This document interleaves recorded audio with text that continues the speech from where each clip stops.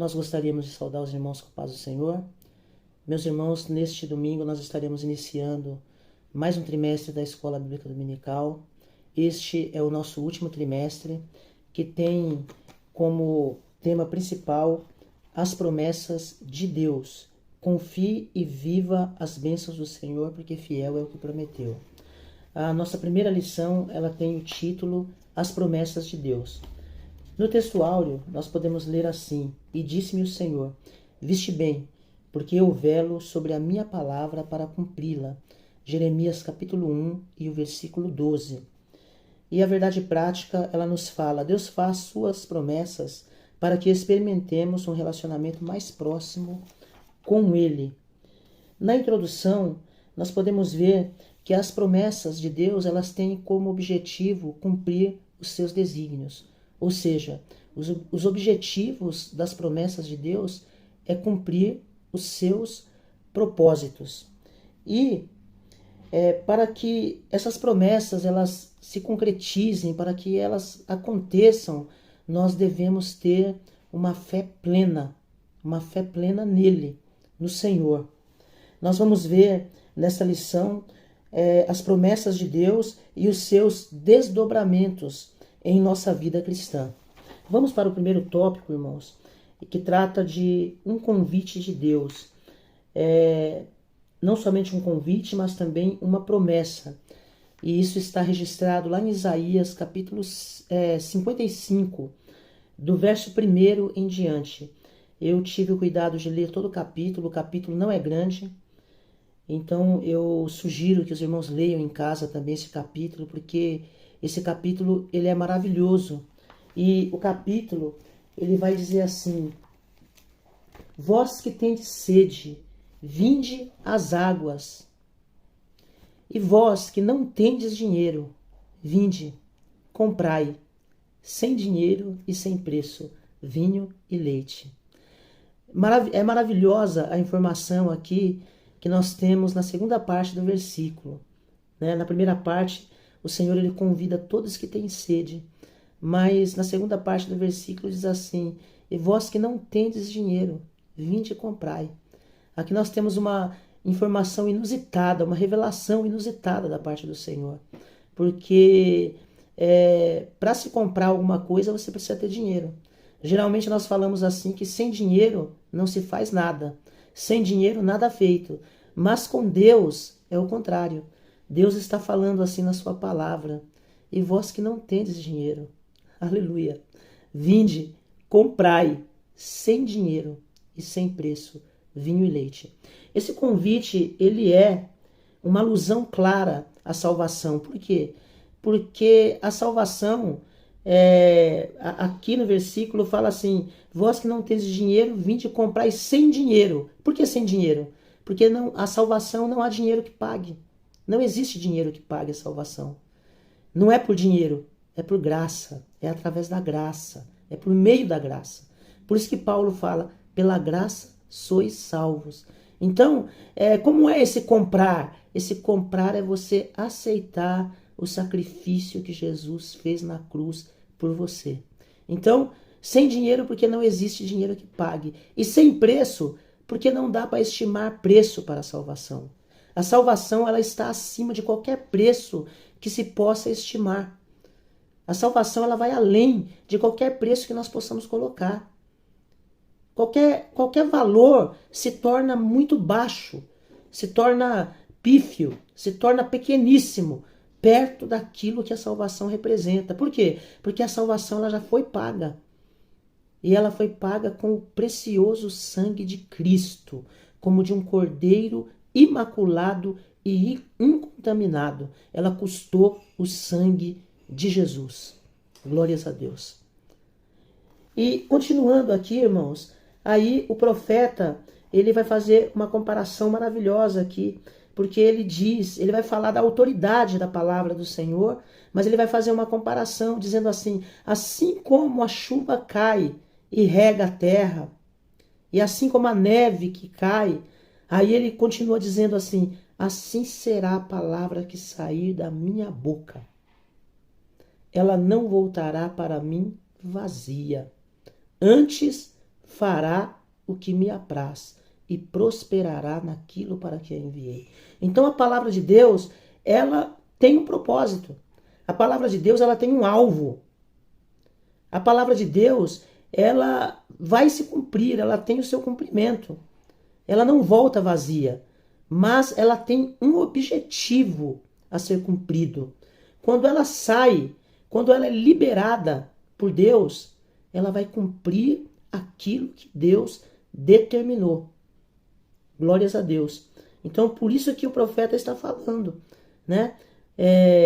Ela não voltará vazia, antes fará o que me apraz. O autor coloca aqui, irmãos, que tanto para a salvação quanto para a condenação. Eu me lembrei aqui daquilo que Paulo fala, que nós somos o bom cheiro de Cristo, nos que se salvam e nos que se perdem. Para aqueles que se salvam, um cheiro de salvação, né?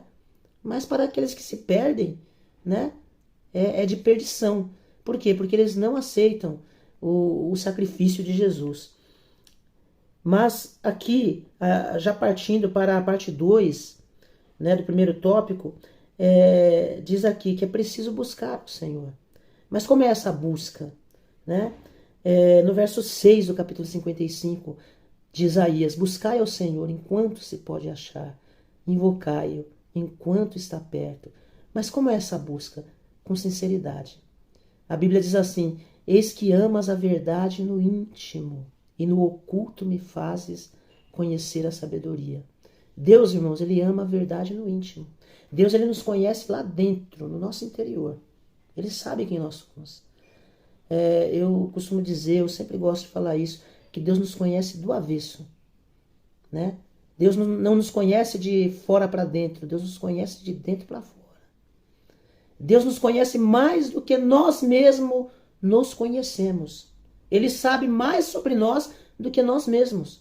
Por isso que às vezes eu e você fazemos alguma coisa e falamos assim: eu não me conheci. Nossa, mas naquele momento eu não percebi, eu saí de mim, não me conheci. Por quê? Nós não nos conhecemos, né? Nós conhecemos alguma coisa de nós, muitas coisas até, mas totalmente nós não nos conhecemos. Mas o Senhor, ele nos conhece integralmente. Antes que a palavra chegue à nossa língua, à nossa boca, o Senhor já conhece, ele já sabe. Aliás, antes que nós nascêssemos, o Senhor já sabia até aquilo que nós iríamos falar. Bendito seja o nome do Senhor. É preciso se arrepender. A parte 3 aqui. Buscar ao Senhor fala de se arrepender também, né? Buscar ao Senhor com arrependimento. Jeremias 29:3 diz assim: vós me buscareis e me achareis quando me buscardes de todo o vosso coração. Segundo as Crônicas, capítulo 7, o verso 14: e se o meu povo, que se chama pelo meu nome, se humilhar e orar e buscar a minha face e se converter dos seus maus caminhos, então eu ouvirei dos céus e perdoarei os seus pecados e sararei a sua terra. Veja, irmãos, a bondade de Deus, né? As promessas de Deus aí. Glória a Deus. Como Deus vai trabalhando. Vamos, irmãos, aqui para o tópico 2. Antes de ir para o tópico 2 aqui, o autor, que é o pastor Elinaldo Renovato, que é escritor, é conferencista e é um abençoado comentarista da Escola Bíblica Dominical. Ele já comenta faz bastante tempo, né? Nós que estamos na Escola Dominical, nós conhecemos assim já de longa data várias revistas do pastor Elinaldo Renovato. E ele coloca um subsídio aqui sobre Abraão, como o Senhor tinha dito. E ele coloca aqui que alguns comentaristas sugeriram que as promessas de Deus a Abraão eram promessas condicionais. Ou seja, esses comentaristas dizem assim, que a condição era a obediência à ordem de Deus de deixar a cidade de Ur. Afinal, se Abraão não tivesse partido, nenhuma das coisas que Deus prometeu poderia ter se concretizado. Porém, o autor ele coloca aqui algo importante, né? esse subsídio aqui, ele nos traz algo importante. O que esse subsídio diz?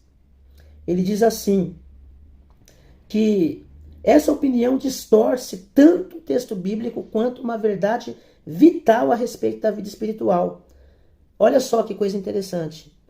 Nós colocamos essa verdade, né, no sentido contrário, né? Nós sempre interpretamos ao contrário. Olha, as promessas de Deus não se ativam pela nossa obediência. Pelo contrário, é a nossa obediência que se ativa pelas promessas de Deus.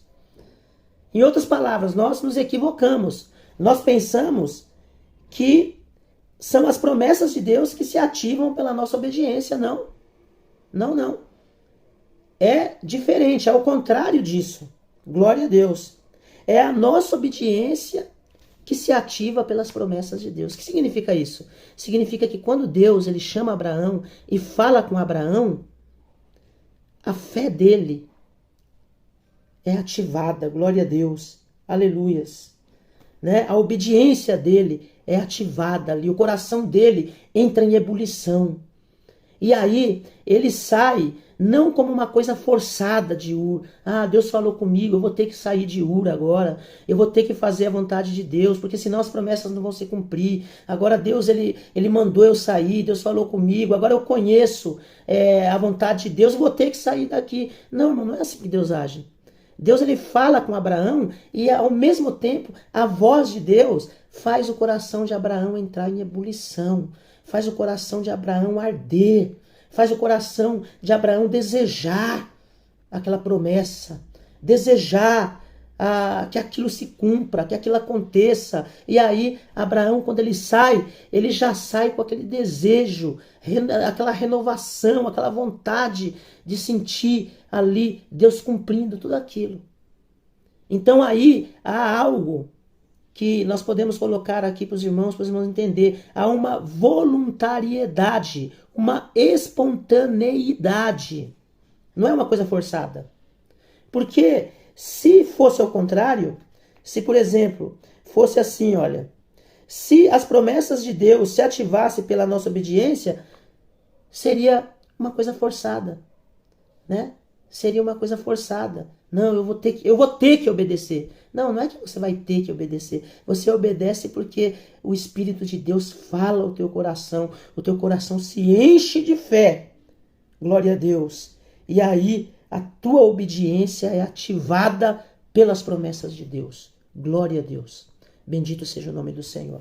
Vamos, irmãos, para o segundo tópico. As promessas e os seus fundamentos. A promessa na Bíblia, né? É interessante que a promessa, ela é bíblica, né? Ela é uma garantia bíblica. Para você pisar nesse solo, você precisa crer. Quando você começa a crer, aleluia, a coisa acontece. Mas quando Deus fala com você, a coisa já vai começando a acontecer.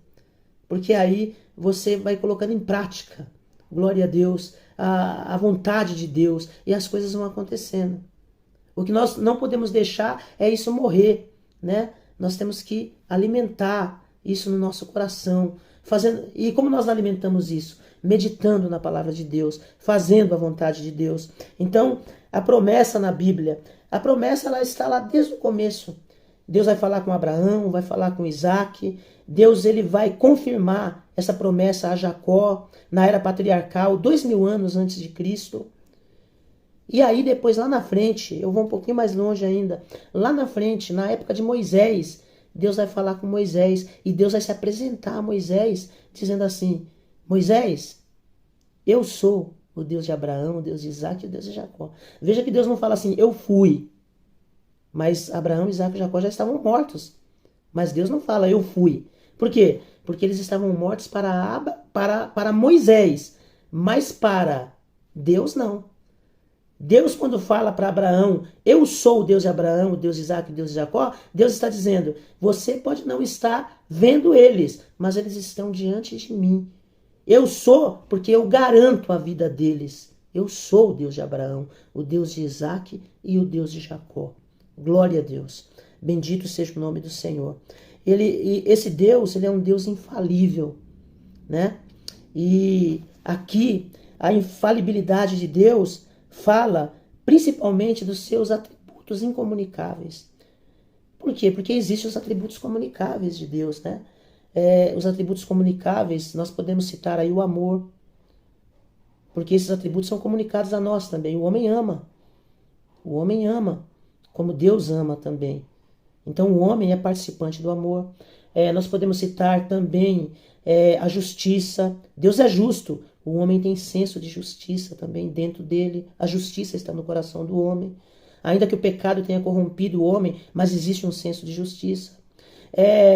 A bondade. O homem não é um ser totalmente bom, né? Jesus mesmo fala, né, que há um só que é bom, que é Deus.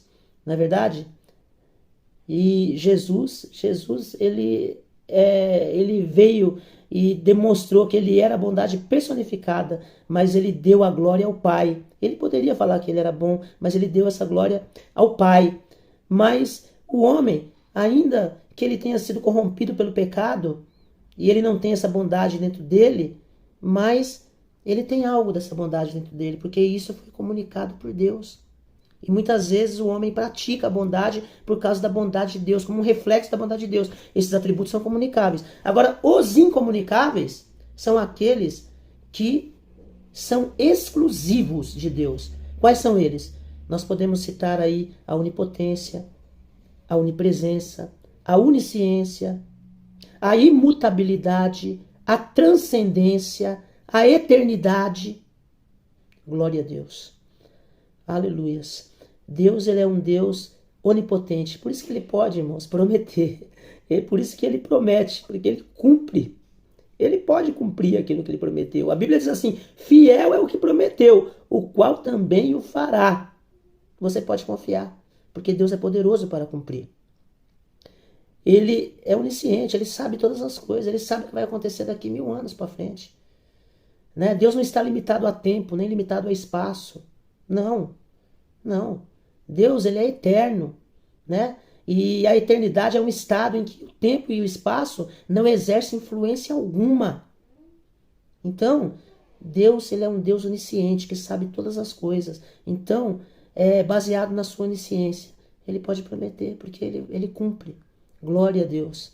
Bendito seja o nome do Senhor, né? Deus, ele é um Deus imutável, ele não muda.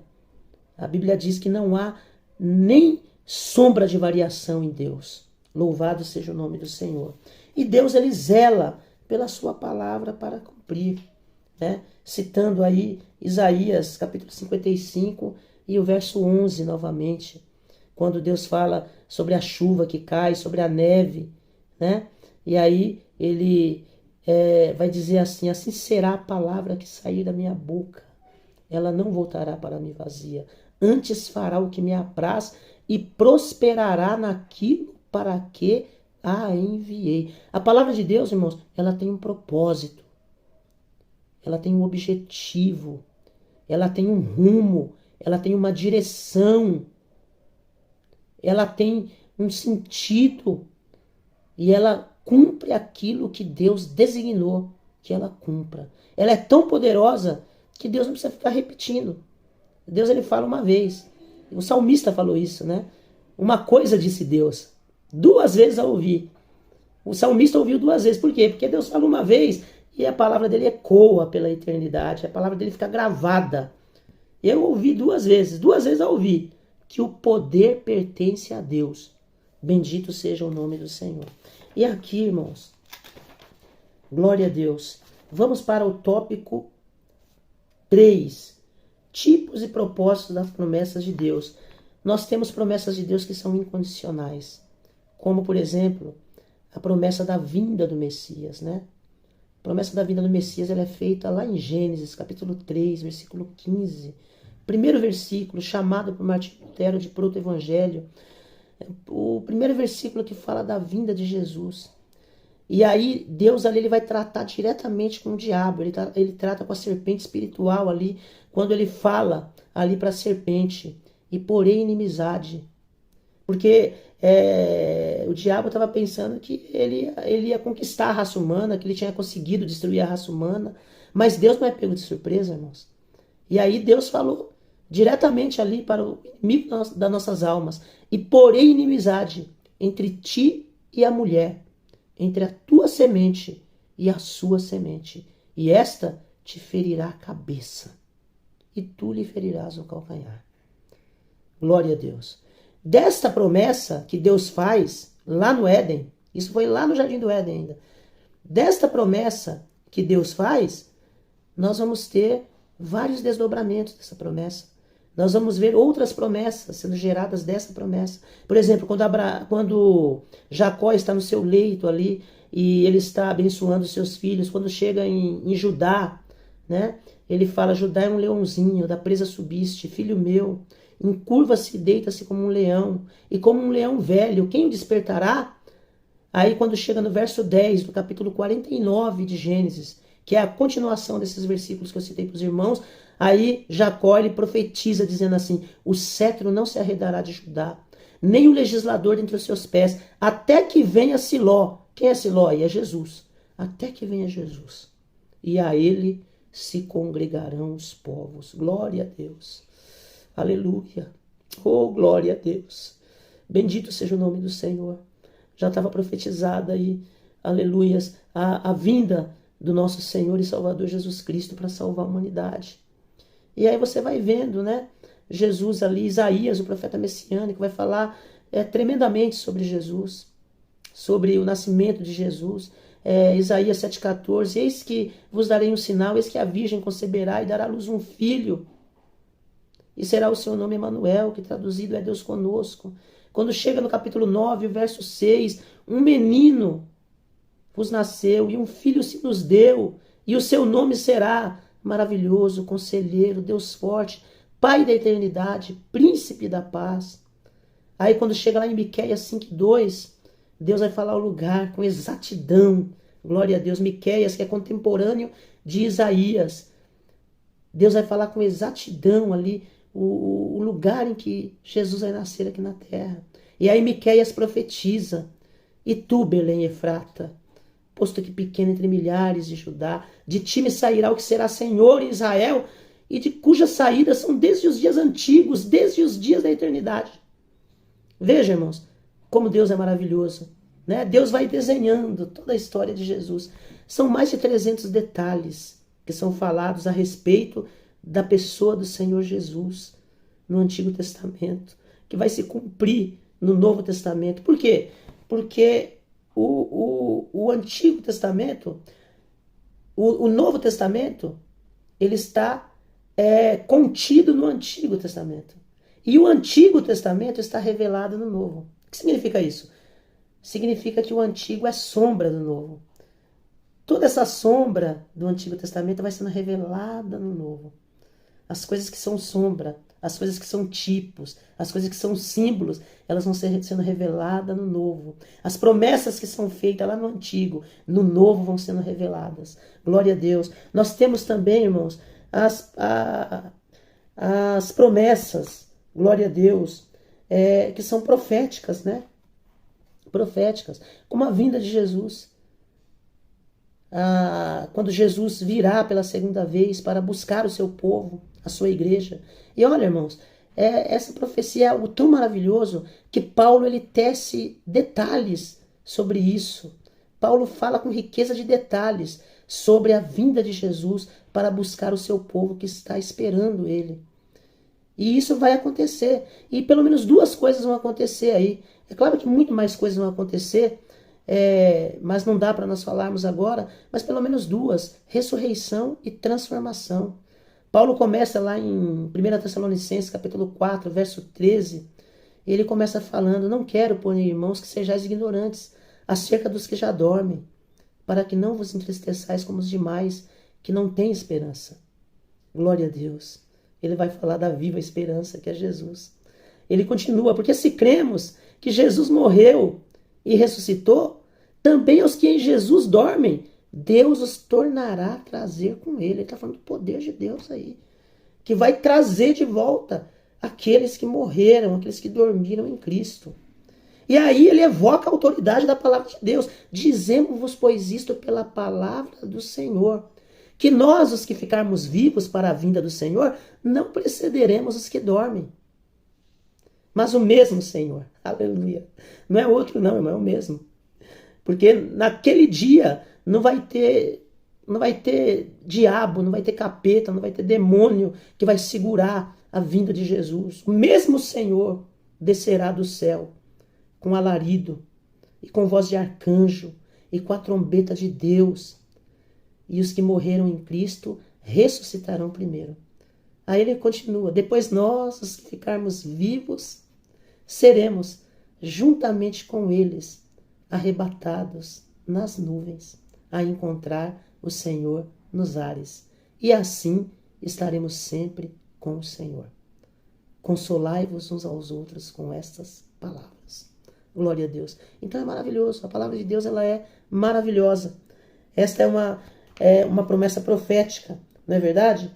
Mas nós temos promessas condicionais também, que dependem de nós. Glória a Deus. E essas promessas, olha só, elas dependem, né? Diferente das incondicionais, elas dependem da circunstância, do tempo e da atitude humana para se cumprir ou não. E aí você vai ver, né, que Deus faz essas promessas para o seu povo, mas aí o povo de Deus, e agora por extensão a nós que somos o povo de Deus, tem que estar andando de acordo com a vontade dele para que as promessas de Deus se cumpram. Amém? O propósito das promessas de Deus. Quais são os propósitos? Primeiro, estabelecer uma aliança. Deus quis estabelecer uma aliança com o seu povo, com a sua igreja. Glória a Deus. A princípio com Israel, né? E também com a sua igreja. Veja só, esta aliança Deus estabelece com o ser humano. Essa é a primeira aliança, com o ser humano. Não é verdade? Depois, ele vai reconsiderar o destino da raça humana, porque a raça humana falha, mas aí ele vai estabelecer um pacto com Noé. Ele fala: contigo estabelecerei o meu pacto. Glória a Deus. E depois, lá na frente, ele vai firmar uma aliança com Abraão, fazendo de Abraão um povo, do qual, através deste povo, vai se tornar o canal. Através desse povo vai ser aberto o canal para a vinda do Messias, a vinda de Jesus como verbo encarnado para consumar a obra da redenção aqui na terra. Amém, irmãos? Então, esta é a lição deste domingo. A conclusão, vamos concluir dizendo que vale a pena nós crermos neste Deus todo-poderoso, neste Deus todo-maravilhoso. Glória a Deus. Vale a pena colocarmos toda a nossa confiança no Senhor, no nosso amado Senhor e Salvador, porque Ele é poderoso, fiel é o que prometeu, o qual também irá cumprir. Amém, irmãos? Que Deus os abençoe, em nome de Jesus.